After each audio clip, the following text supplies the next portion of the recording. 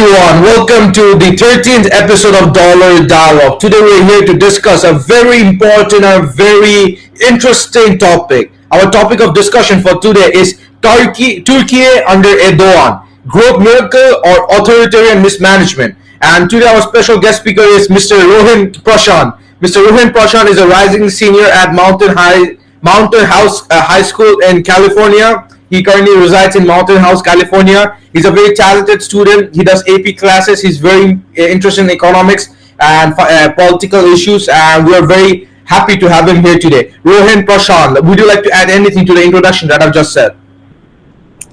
No, thank you, RF, for the introduction. I'm very happy to be here and contribute my thoughts to this discussion.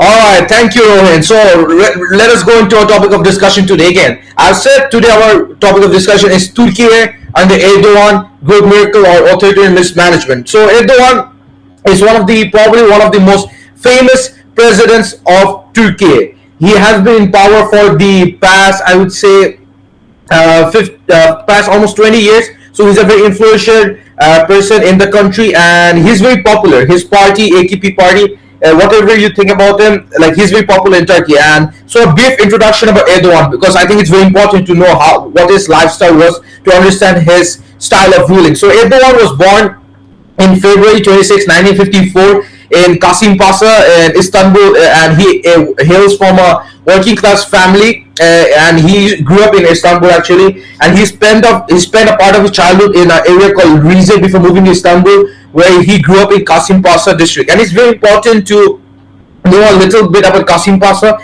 And I've been to Turkey. Ayub has been to Turkey. It's a very conservative district. It's not like the modern areas. It's very conservative. And growing up, he attended Imam Hatip School, which is very religious school that emphasizes education on Islamic studies. And he was also a very vocal person. He developed strong oratory skills during his time. He participated in debates and gained recognition for his speaking skills. And he graduated Marmara University in economics and administrative sciences in 1981. And during his university years, he was involved in student politics, aligning with Islamist groups and developing an interest in politics. And so a little bit about Erdoğan's political career. He was elected mayor of Istanbul in 1994, and he represented the Islamist Welfare Party (RP), and his victory marked a significant shift in Turkish politics, because Turkey was previously a very secular country, but his political career from the time he was the mayor of Istanbul marked a shift to a more Islamic, more religious Turkey. And he also implemented a lot of infrastructure improvements. He modernized the city's waste management and addressed water shortages. And he also focused on reducing traffic congestions and improving public transportation. But he was obviously criticized for his conservative views and his tendency to usually fight with the secular authorities. And actually, in 1998, Erdoğan was sentenced to 10 months in prison for inciting religious hatred after reciting a controversial poem. The poem included lines which promoted an Islamic agenda against secularism, and Turkey is a very secular country, and he served 4 months in prison. But this actually helped him to gain a lot of national attention and increasing his popularity as an Islamic martyr. This conviction led to a temporary his conviction of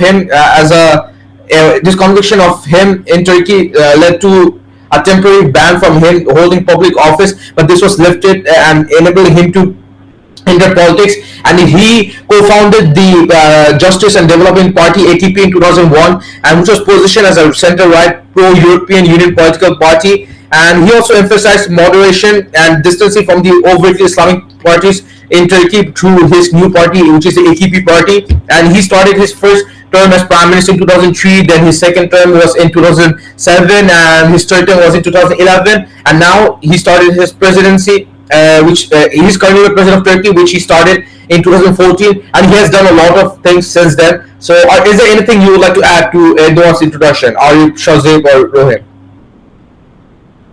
I think Araf, you covered his background very well, but just to add like a fun, interesting fact, my friend Sheriff, who's actually from Turkey, actually told me this, that when Erdogan was growing up, he was actually really into football, and he really tried to pursue a footballing career as well, which is a fun fact my friend Sheriff told me about. All right, that's a very fun fact indeed. Arif, would you like to say anything?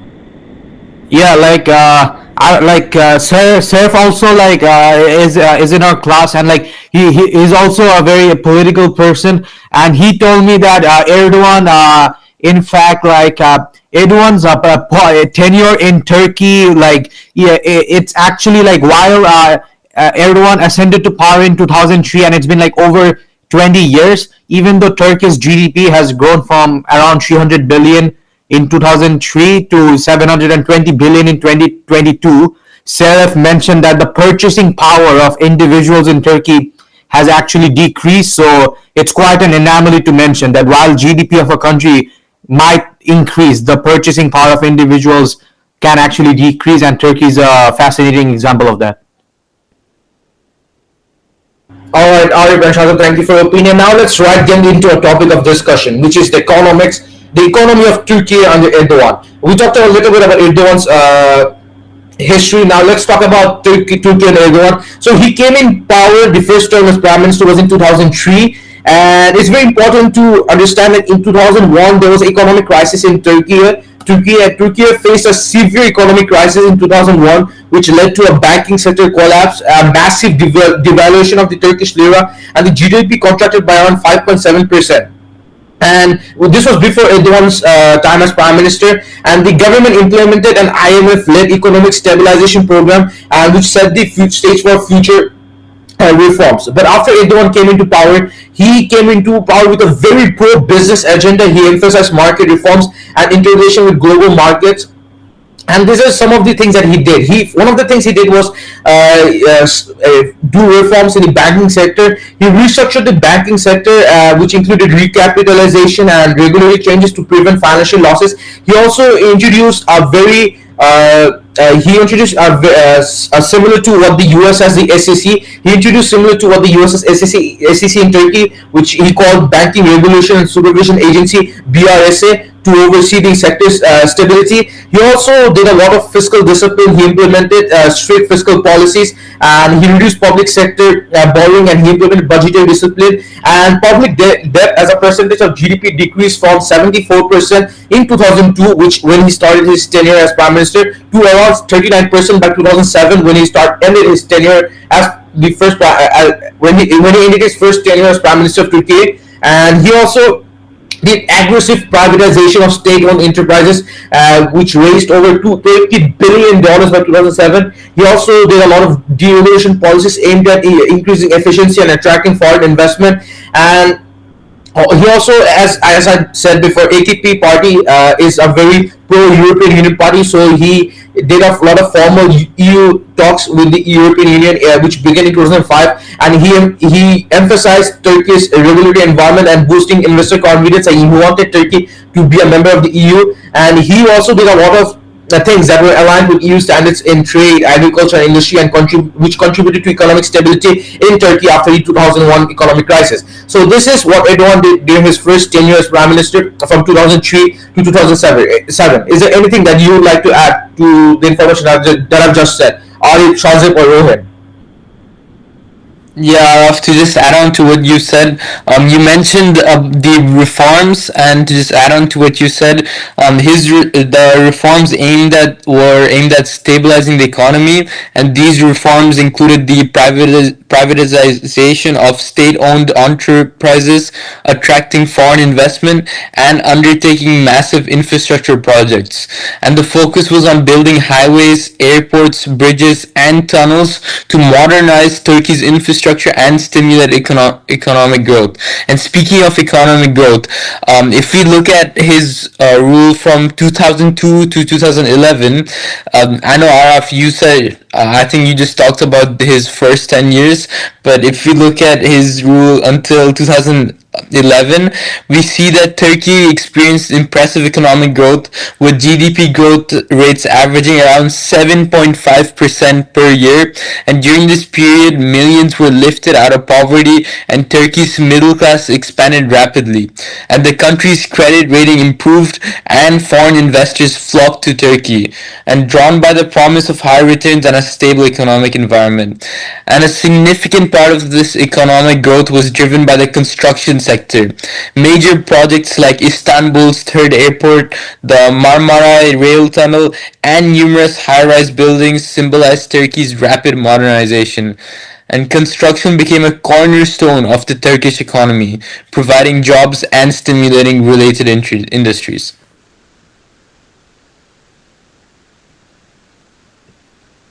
Yeah, Shazib, and on top of that, I would also like to add, like during Erdogan's first tenure from 2003 to 2007, the GDP grew by approximately like 333 billion, which with an annual, which I believe is an annual growth rate of 7.2%.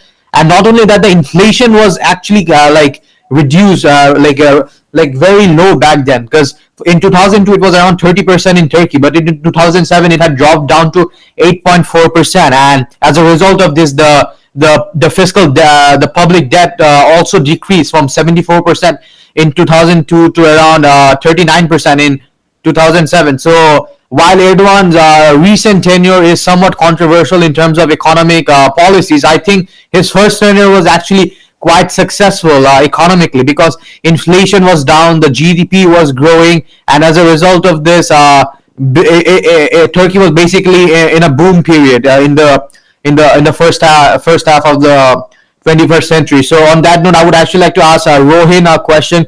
So Rohin, like you're from California, and like just like Turkey has experienced recent inflation nowadays, would you say California has also experienced some of the onset of this inflation, and how would you say, like, is there any similarities between how California has dealt with mitigating the inflation to how Erdogan has done so far in Turkey?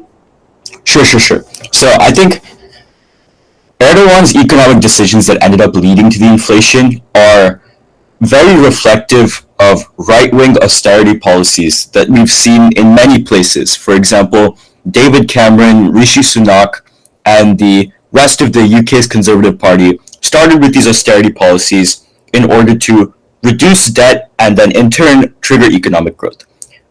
The logic behind that is they wanted to induce a deflationary spiral.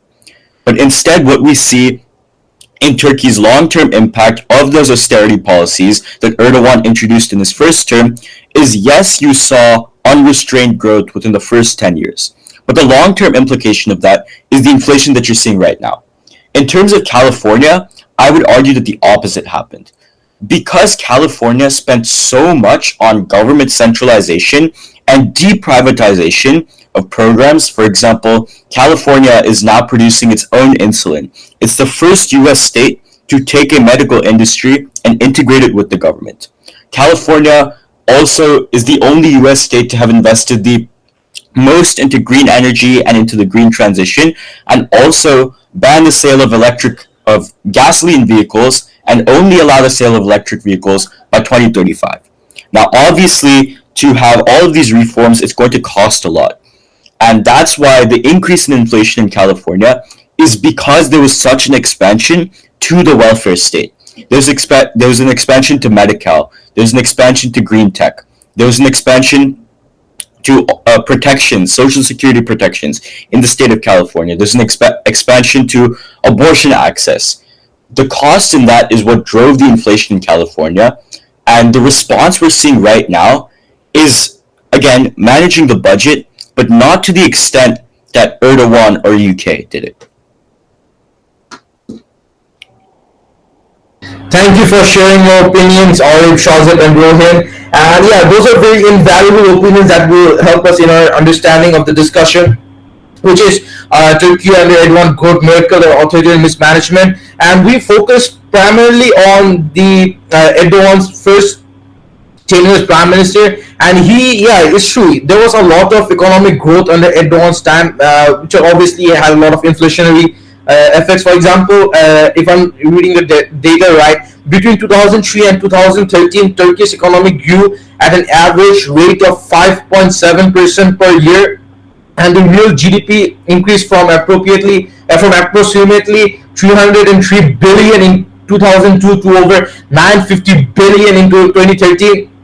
and the GDP per capita rose from around, I think, $3,400 in 2003 to over $10,000 in 2013, signifying a substantial improvement in living conditions. And Erdogan, as all of you have highlighted, did a lot of mega projects in Turkey, as Shazib highlighted, the construction of a third airport in Istanbul, which is one of the largest in the world and which is designed to handle over 200 million passengers annually.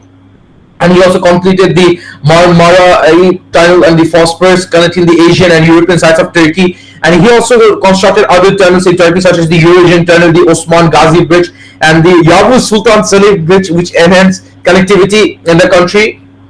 And there was also a lot of infrastructure investment, which increased from 10 billion in 2003 to over 60 billion in 2013, driving economic growth and employment. And Turkey obviously had a lot of reduction in poverty. Actually, I believe from 2003, from reading the UN data, right, it decreased from 28% in 2003 to around 2% by 2013. And there was a significant expansion of the middle class, with millions lifted out of poverty. And there was also expansion of universal healthcare, including coverage to over 90% of the population by 2013. And there was also investment in education, increasing enrollments in primary, secondary, and tertiary education levels. And there's also a substantial rise in consumer spending, with domestic consumer spending contributing to a lot to the GDP growth, similar to what we see in developed economies like in Europe or the US. And there's also substantial growth in other sectors in Turkey as well, such as the automotive sectors, the electronic sectors, the retail sectors, reflecting that Turkey's economy had a rising purchasing power. And there's also other improvements. For example, the construction sector grew by an average of 9% annually, contributing significantly to GDP and employment. And there's also large-scale urban renewable projects in Turkey and Ankara, as Shazib has highlighted. And actually, one of the greatest things, not the greatest, but one of the things that Erdogan is very popular in Turkey for is his housing market projects, which he did a lot. Over 700,000 housing units were built annually in Turkey during his period as prime minister from 2003 to 2013, driven by both public and private investment. And the rise of real estate as a key driver of economic growth was also important in Turkey's economic growth, with housing sales increasing by 50% between 2004 and 2013. Now, as Rohin has highlighted, that what Erdogan did in Turkey, they had a lot of short-term benefits, as we can see during his time as prime ministers of Turkey from 2003 to 2013. Turkey developed a lot economically, as Rohin has highlighted, but what we also saw after that, which we're going to talk about soon, in post 2013, when he became the president, we saw a lot of inflationary rising inflations in Turkey, which was obviously harmful for the economy. So, is there anything that you would like to add to the information that I've just said, or Shazib or Rohin? If I might add, you were mentioning Erdogan's rapid expansion of government state-owned enterprises like airports and infrastructure. One of the things that the United States has also done similarly to decrease inflation is also revitalize manufacturing. And I think that was what the previous question was asking, what the United States has done. What the largest response has been in terms of manufacturing. Few manifestations of that, right? At the federal level, it was the Inflation Reduction Act and the Buy America Act. Both of these forced all aspects of infrastructure that was going to be built in America, the materials for that to be produced in America. For example, rail and highways that were built, and green tech and green infra that was built since President Biden came into office, all of that has been required to be built in the United States. But secondly, the Inflation Reduction Act, which was focused on reducing COVID-induced inflation and has in fact cut inflation by the highest rate since the Great Depression, focused on building back better American manufacturing. So what that did was create new jobs in the manufacturing sector, subsidize American manufacturing, and if we want to take the case of California specifically, they started manufacturing, for example, as I mentioned earlier, their own state-owned insulin. That's how it's looked in California. As for the rest of the US, it's building semiconductor chips as part of the CHIPS Act and other green technology and other rare earth mineral production that the US wants to become energy independent of all these other countries.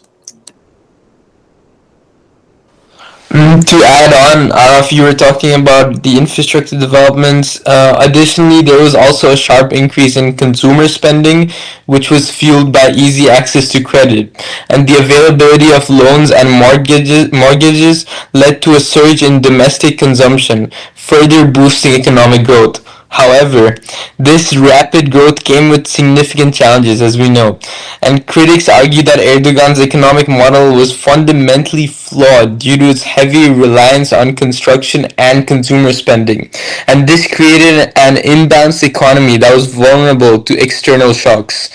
And one of the most pressing issues has been Turkey's dependence on foreign debt. To finance its ambitious projects and consumer-driven growth, Turkey borrowed heavily from international markets. As a result, the country's external debt ballooned, making it susceptible to fluctuations in global financial markets. And another major challenge has been the devaluation of the Turkish lira. The currency has lost significant value against the dollar over the past decade, leading to high inflation rates, and this has also eroded the purchasing power of Turkish citizens, and it has increased the cost of living. Yeah, Raf, you were also talking about the housing boom market in Turkey. So I would like to talk about the mass housing administration Turkey, which spurred a construction boom in Turkey during Erdogan's first tenure, and they actually built 250,000 housing units in Turkey, which as a result significantly decreased the equilibrium price of the housing market, and also due to the significant demand, the demand curve also shifted left as a result of this, and the mortgage market development was also seen in Turkey, and with housing loans reaching to around $20 billion by the end of 2007. And not only that, I would also like to talk some of the capital inflows in Turkey, like the foreign direct investment in Turkey had inflows rising from 1.1 billion to around 22 billion in 1.1 billion in 2002 to around 22 billion in 2007. And I think a large part of this foreign direct investment can be attributed to the fact that like establishing and doing businesses in Turkey is really was really effective and like conducive choice for investors, because Turkey is like sort of the bridge between Asia and Europe. Not only that, the new airport, the new construction, the new housing projects made Turkey sort of like a heaven for investors because of the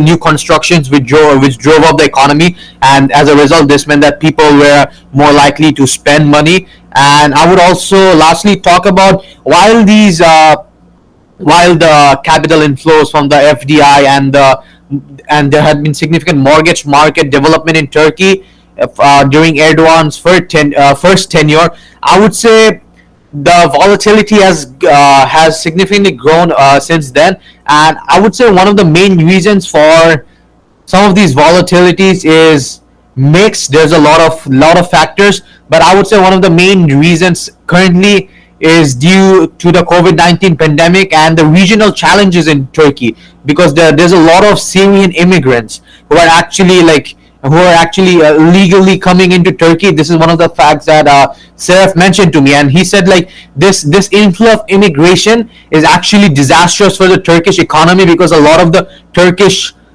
workforce, the labor force, are actually individuals who pursue skills in low in who actually have skills in the low skilled market, and therefore the influx of immigration is actually deterring these and sort of rendering these individuals to become jobless as a result of this. And yeah, pretty much. And also controversial policies from Erdogan's regarding his interest rates and so on. So yeah, that was from my part off.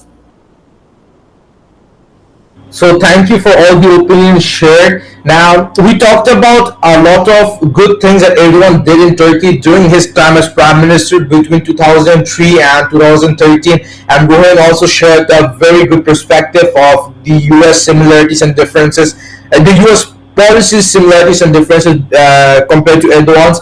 And now let's talk about a little bit of Erdogan's time as president, which is from 2013. And since 2013, and there has been a lot of problems in Turkey, and one of the biggest or the most famous problem is the currency devaluation. And so GDP growth slowed to an average of 3.5% post 2013 due to internal and external factors.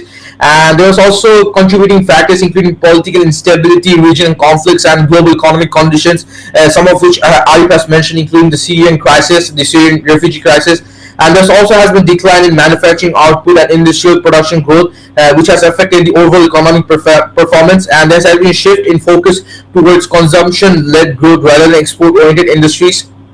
And the Turkish current account deficits remained high, averaging around 5 to 7% of GDP as of right now. And heavy reliance on foreign capital inflows to financial deficits is obviously a problem, leading to vulnerability to external shocks.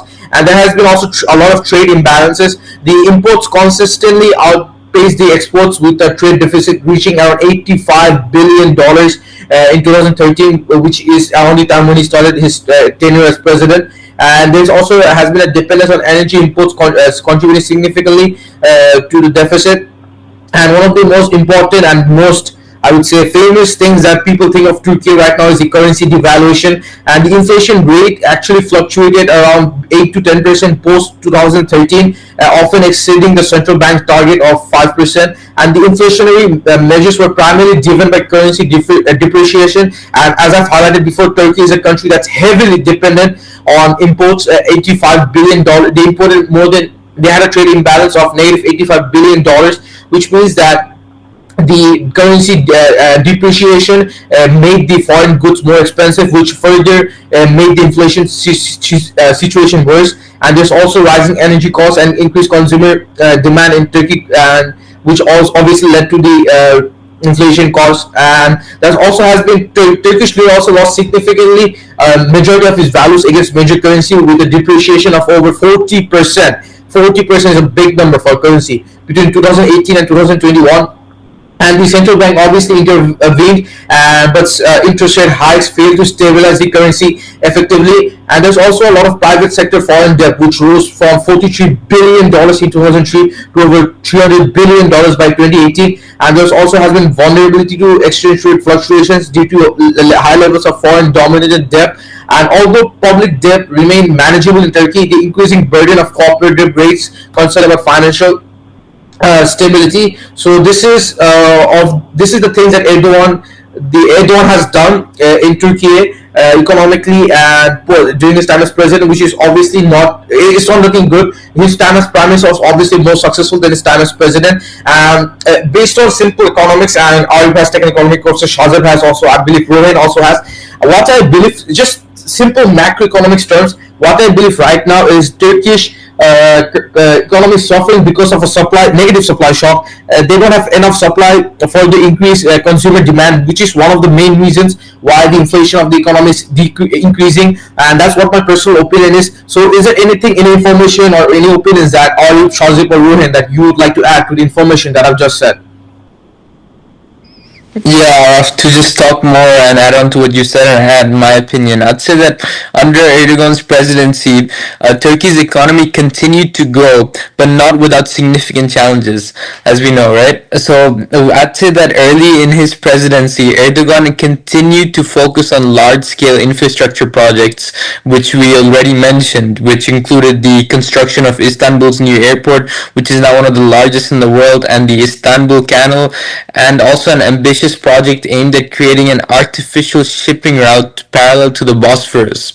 However, the Turkish economy faced mounting problems as the Turkish lira began to depreciate sharply, leading to rising inflation, as I've already mentioned. And by 2018, Turkey was grappling with a full-blown currency crisis, and the central bank's reluctance to raise interest rates under pressure from Erdogan exacerbated the situation. And high inflation rates eroded citizens' purchasing power, and the cost of living soared. Foreign investors were worried about this, and they were They didn't seem too interested in Turkey because of this, leading to a decline in foreign direct investment. And Erdogan's unconventional economic policies, including his opposition to high interest rates, contributed to these economic woes.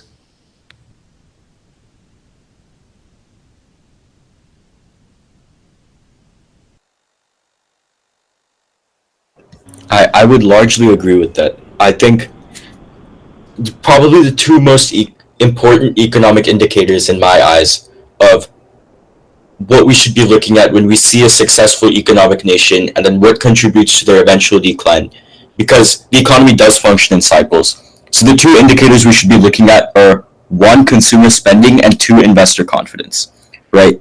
When we look at consumer spending is the best way to induce, economic growth, right? But the issue with growth is that when you have too much consumer spending, you start an inflationary spiral, right? So how do you trigger deflation? You decrease consumer spending, and then that triggers deflation. Now, here's the thing.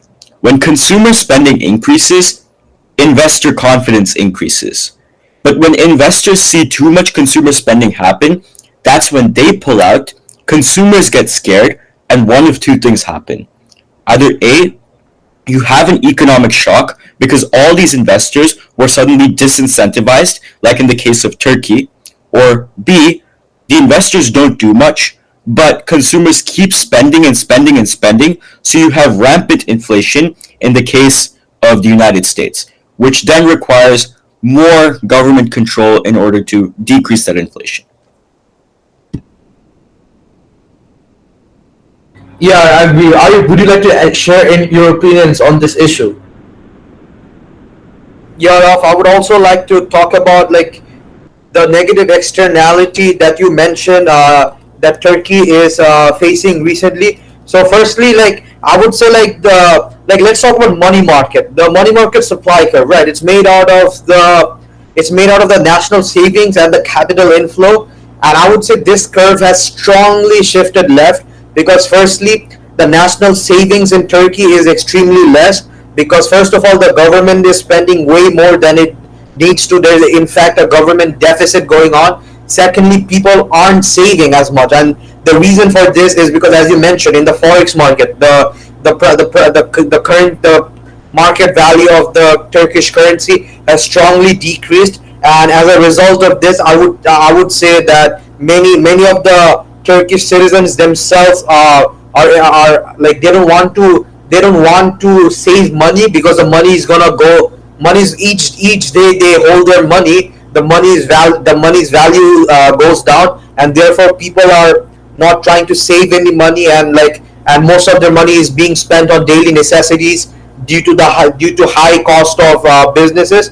And as a result of this, I would say the economic state of Turkey right now is not really good. And like Serif always keeps mentioning that we should short the Turkish lira with the US dollar because the lira never goes up. And while that may not be sometimes always accurate in the forex market, I do think he makes a fair point because the lira has depreciated so much. I believe when I went to Istanbul in Turkey in 2022, I don't know, like one burger cost like around $5, but as Shahzad went to Istanbul currently, and he told me that the burgers in like the restaurants there are more expensive. He told me like $15 or $20. So like within a short period of time, we have seen a rapid inflation, and the consumer price index is through the roof for Turkey, especially those living in Istanbul, where the situation is much worse. So yeah, I would say like the inflation is the inflationary aspect of Turkey is the most worrying to me economic wise because the citizens are taking the toll as a result of this. And like maybe Shazib, we could also like talk about your experience in Turkey like few months ago, and like you just saw the crises going on. So like, would you like to share like any of the comments regarding the inflation in Turkey that you witnessed when you visited Istanbul few months ago? Yeah, sure, Arif. So when I went to Istanbul a while ago, I think I was walking by the streets and I personally thought it was a beautiful place, right? And then I went to a barber shop for a haircut, and then I was talking to the guy who was cutting my hair, and I was saying that I'm really enjoying Istanbul. It's a nice place. And then the guy, he told me that that living here in Turkey, it's not as good as it seems. And he said he's really suffering here because of, you mentioned, Arab, the inflation rates and how it can affect the citizens. And he was just basically talking to me about how him and his family are suffering because of this, and how the economy of Turkey is really suffering. Because, and I think after that conversation I had with him, it really made me realize the how the citizens of Turkey are really suffering because of these actions by Erdogan.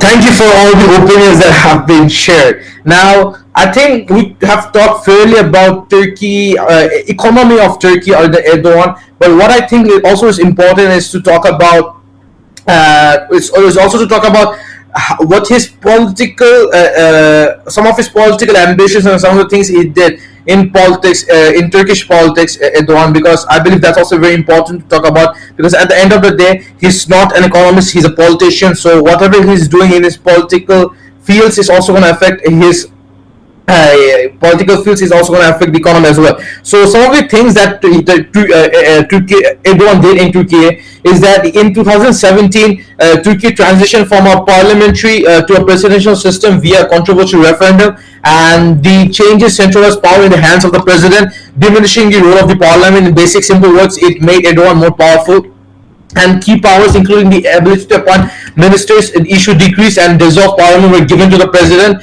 And Erdogan's presidency saw significant control over key institutions, including the judiciary and military. And he also dismissed a lot of bureaucrats and judges who he thought was disloyal, concentrating power with the executive branch.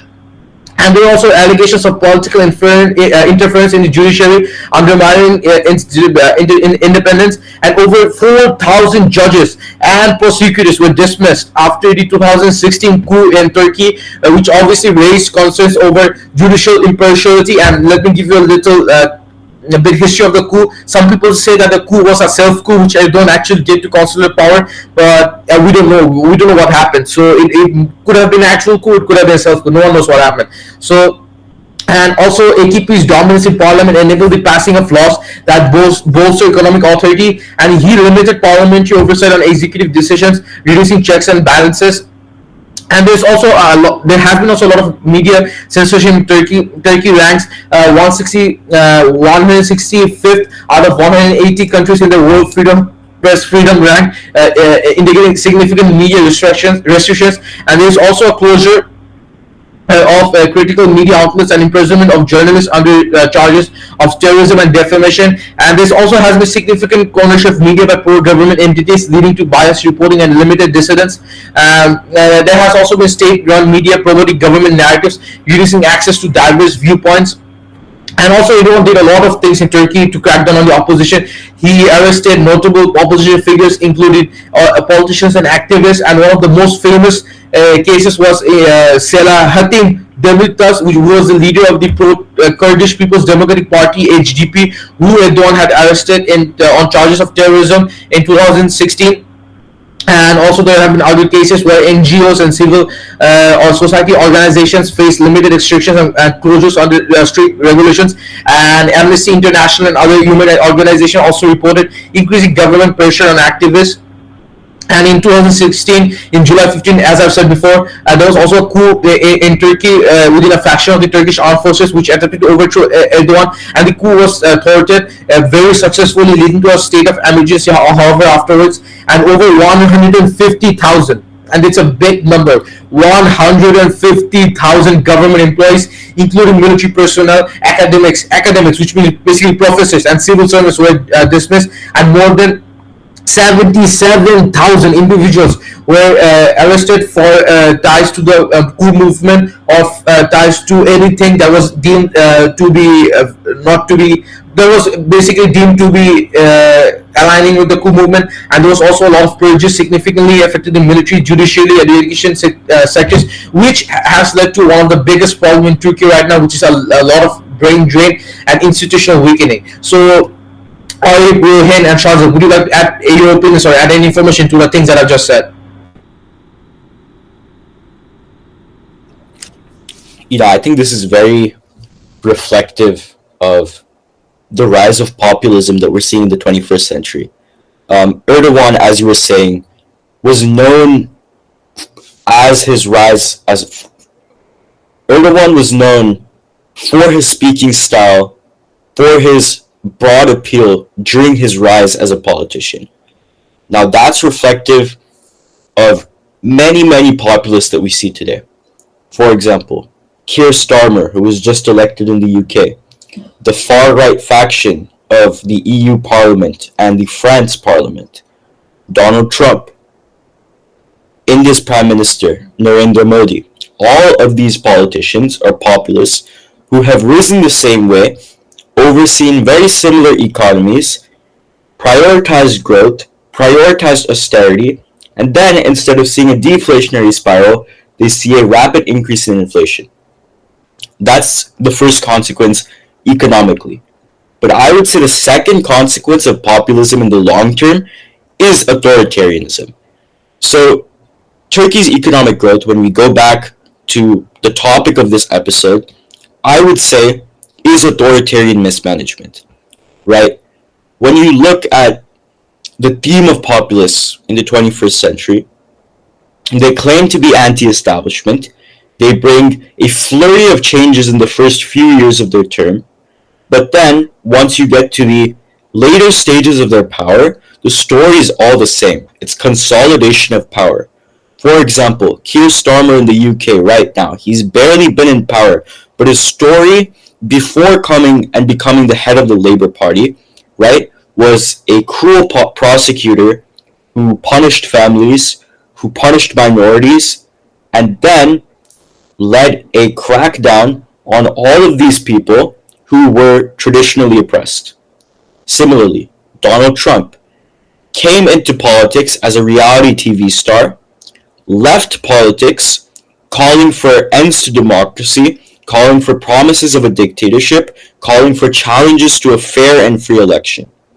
Narendra Modi started out as a career politician who was a chief minister in India, now is leading a broad crackdown on censorship in India, leading to censoring of local media outlets, censoring on Hindu descent, censoring minority populations. The theme is all very consistent among all of these politicians.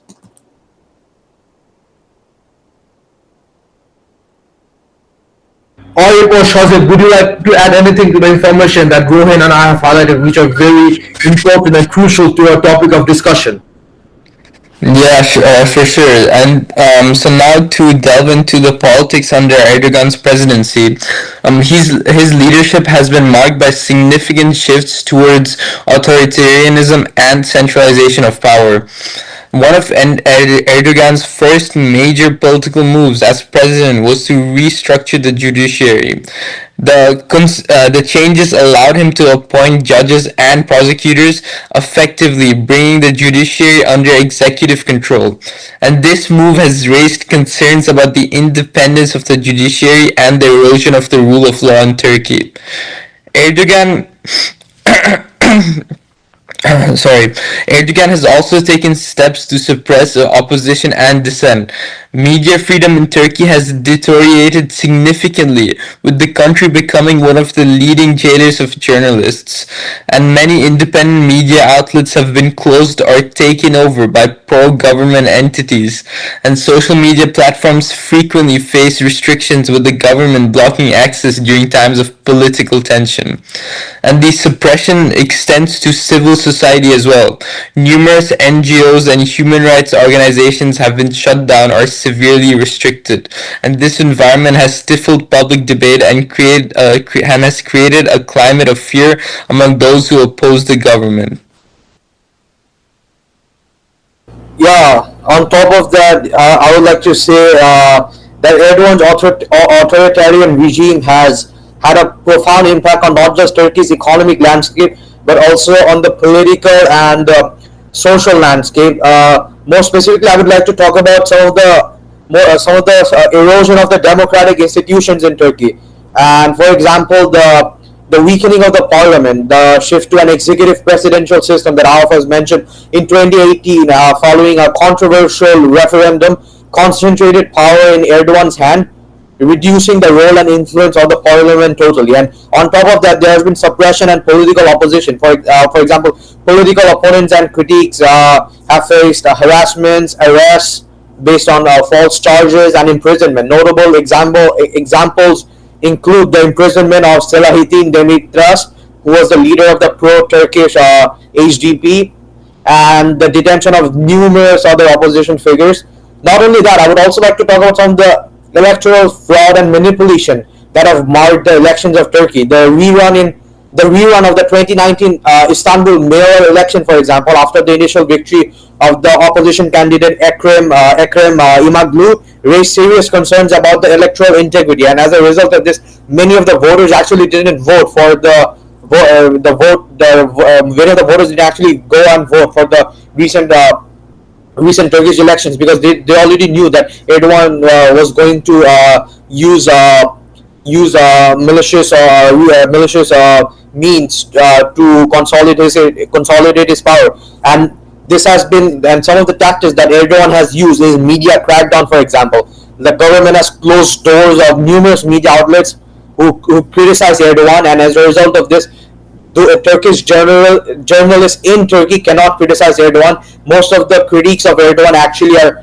Turkish journalists who are actually living in Europe. For example, there's a lot of Turkish people in Germany, for instance, and many of the vocal critiques of Erdogan, especially the journalists, actually hail from Germany. And as a result of this, I would say the implications of Turkey economic wise was, I think, Rohin saying about the loss of investor confidence, because people don't want to do business in a country where the authoritarian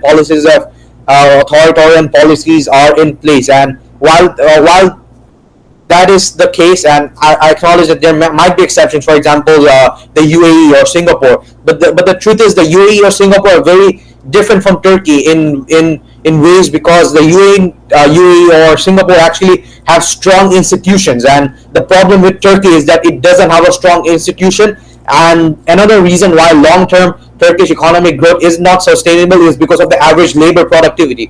The average labor productivity in the UAE is one of the highest in the world, and the same can be said about Singapore. But the average labor productivity in Turkey is declining, and some of the reasons for this is because of technology. The technology is not there much, and specialization of labor.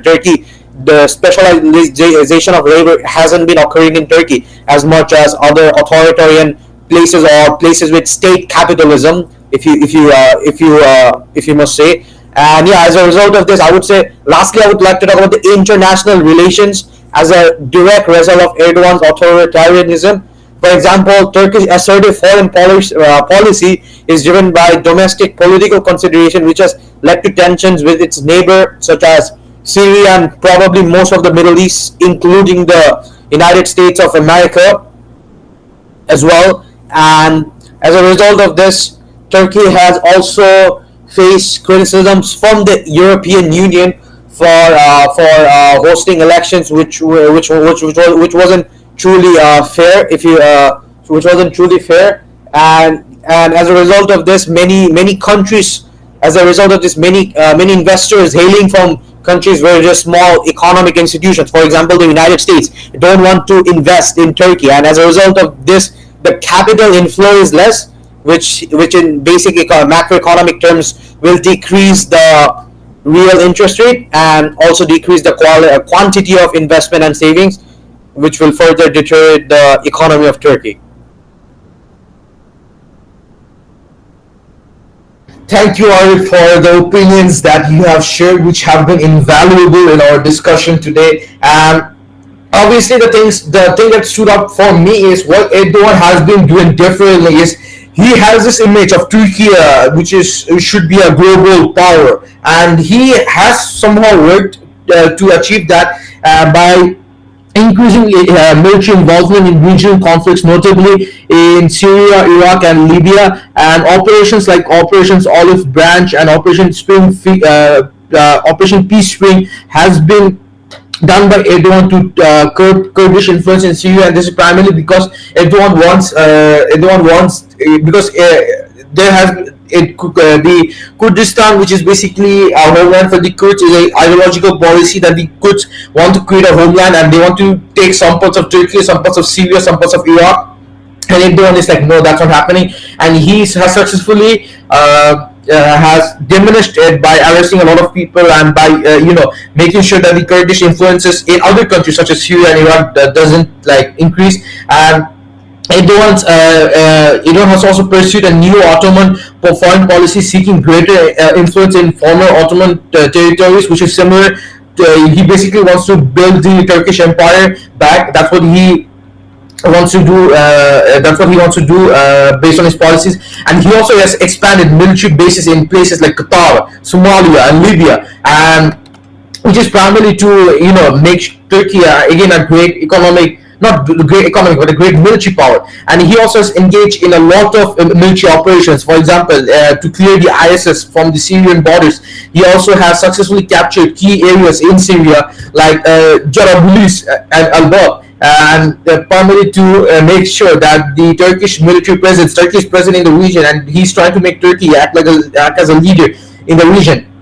And this is also highlights his, you can say, his ideology, his consistent dream of making Turkey the former Ottoman great empire. And he also has not engaged in military operation, not just in that area. He also has gone to Libya, and he has also backed the UN recognized GNA against General Khalifa Haftar in Libya, which is also again showing that he wants to make sure that Turkey is involved in the region. And he also has shown that by supporting Azerbaijan. He has provided military support, including drones and advisors to Azerbaijan in the conflict. And this again highlights that Turkey wants to make sure that they are no longer just a country. Erdogan wants to make Turkey again like Ottoman Empire. That's what I think Erdogan's primary objectives are. And he has been successful to some extent. There has been a lot of military involvement of Turkey in different places around the Middle East, and that's highlights that he wants to make Turkey again Ottoman Empire, like the Ottoman Empire. And obviously, is that bad? Is that good? That's up to interpretation. And obviously, under Erdogan, the economy has increased, but obviously there have been bad effects such as inflation. So, is there anything that you would like to add to the things that I've just said, Rohin, Arif, or Shazek?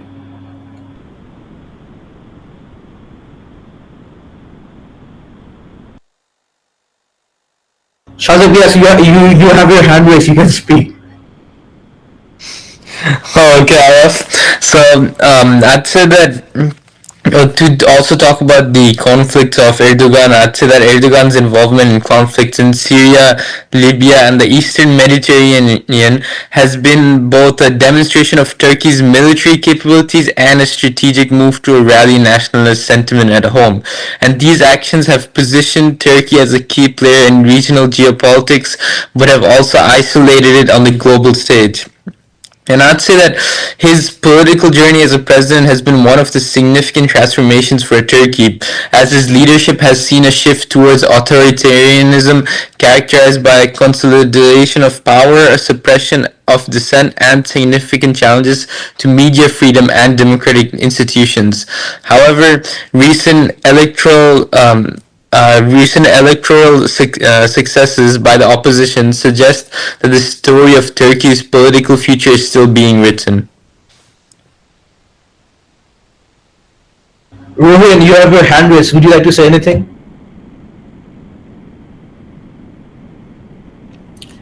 No, nothing as yet, but I believe it all goes back to, the link between populist economic reform and then authoritarian mismanagement. I think there's so many patterns of where we've seen this happen again and again, and I think Turkey is just the latest example of this economic mismanagement that just keeps happening.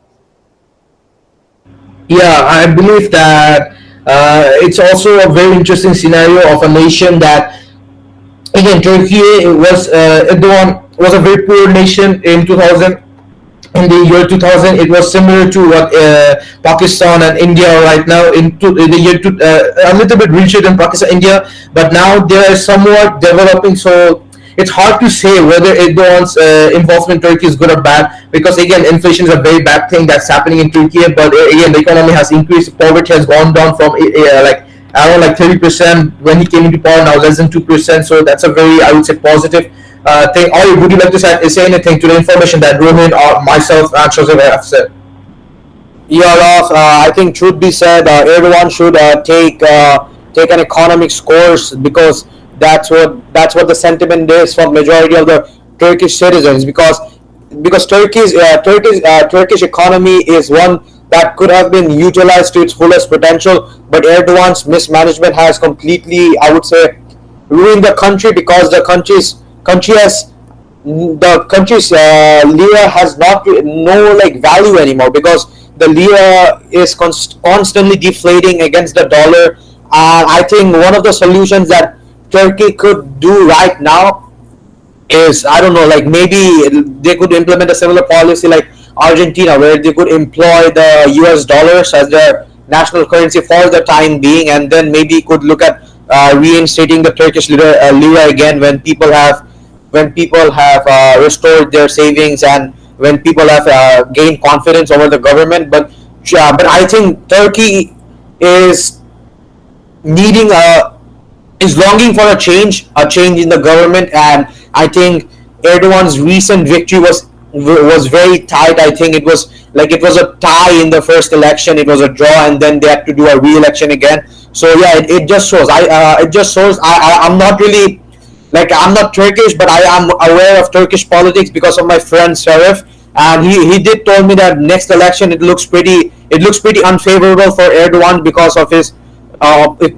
policies, which has really left majority of the popular Turkish citizens sort of desperate economic wise, because of his interventionist policies, and the rising unemployment, especially youth unemployment in Turkey, is particularly severe, exceeding 20%. And the wealth disparity is on and on. Erdogan and his sort of puppets control the top industries in Turkey. And while monopolistic industries can be beneficial, like, I'm not saying monopolies are good, but like in countries like we explored in one of our previous episodes, like chaebols in South Korea, those are monopolistic companies, and while they can be somewhat useful in making sure that the market price is the efficient price, and the market quantity being sold is the efficient quantity being sold. But as for Turkey, I don't think it's not really going well, because I think, and one of the reasons I still think is because of the mismanagement, and also because of the corruption and the lack of solid economic plans that Turkey needs to develop. And I don't know, maybe Turkey might need to take IMF loan just like Pakistan did a few months ago, and that seems like one of the policy that Turkey might be heading towards, because of the constant government deficit that has been reverberating Turkey for over half a decade now.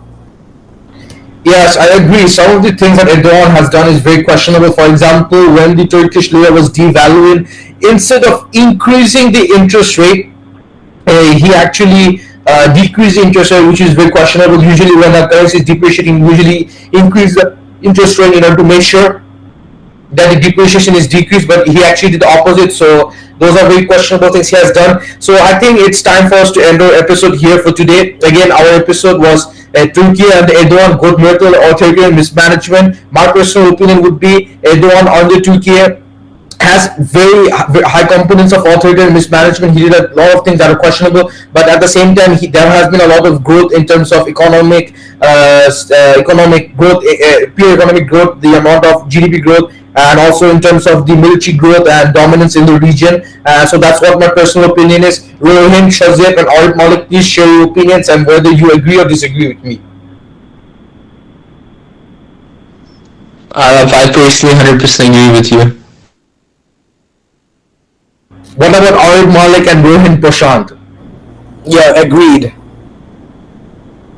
Yeah, I also strongly agree. I think Turkey is a fantastic case of authoritarian mismanagement of the economy on many, many levels. And as I think we've all come to the same conclusion over the course of this episode, it was just the latest example in a series of populist countries that have become authoritarian, um, and then led to authoritarian mismanagement of the economy.